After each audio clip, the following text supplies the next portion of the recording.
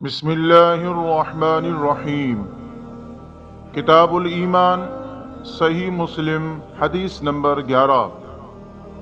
بعض نے کہا ہمیں سلیمان بن مغیرہ نے ثابت سے حدیث سنائی، اور انہوں نے حضرت انس رضی اللہ عنہ سے روایت کی۔ انہوں نے کہا ہمیں قرآن مجید میں اس بات سے منع کر دیا گیا کہ بلا ضرورت کسی چیز کے بارے میں آپ سے سوال کریں۔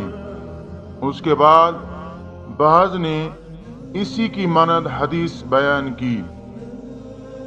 کتاب الایمان، صحیح مسلم، حدیث نمبر 12۔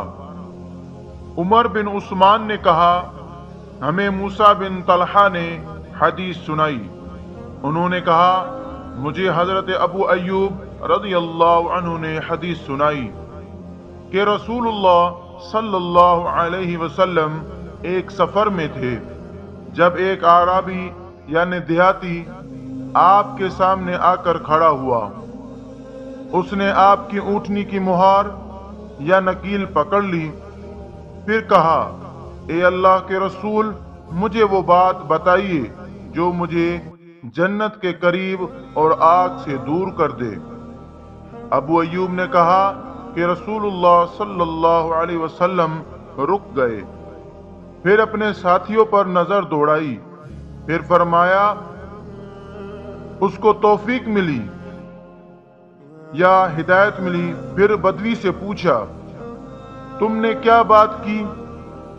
اس نے اپنی بات دہرائی تو نبی اکرم صلی اللہ علیہ وسلم نے فرمایا تم اللہ تعالیٰ کی بندگی کرو، اس کے ساتھ کسی کو شریک نہ ٹھہراؤ، نماز قائم کرو، زکوٰۃ ادا کرو اور صلہ رحمی کرو، اور اب اونٹنی کو چھوڑ دو۔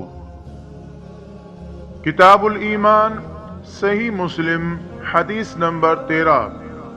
محمد بن عثمان بن عبداللہ بن موہب اور ان کے والد عثمان دونوں نے موسیٰ بن طلحہ سے سنا، وہ حضرت ابو ایوب رضی اللہ عنہ سے اور وہ نبی کریم صلی اللہ علیہ وسلم سے سابقہ حدیث کے مانند بیان کرتے تھے۔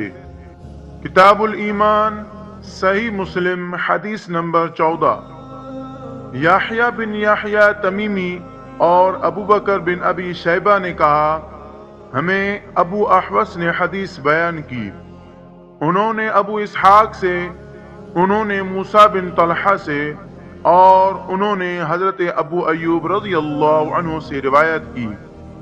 انہوں نے کہا ایک آدمی نبی پاک صلی اللہ علیہ وسلم کے پاس آیا اور پوچھا مجھے کوئی ایسا کام بتائیے جس پر میں عمل کروں تو وہ مجھے جنت کے قریب اور آگ سے دور کر دے۔ آپ صلی اللہ علیہ وسلم نے فرمایا یہ کہ تو اللہ کی بندگی کرے، اس کے ساتھ کسی کو شریک نہ ٹھہرائے، نماز کی پابندی کرے، زکوٰۃ ادا کرے اور اپنے رشتہ داروں سے صلہ رحمی کرے۔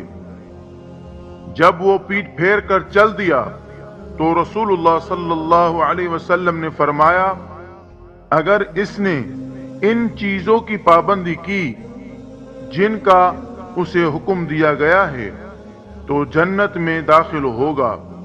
ابن ابی شیبہ کی روایت میں ہے اگر اس نے اس کی پابندی کی تو جنت میں داخل ہوگا۔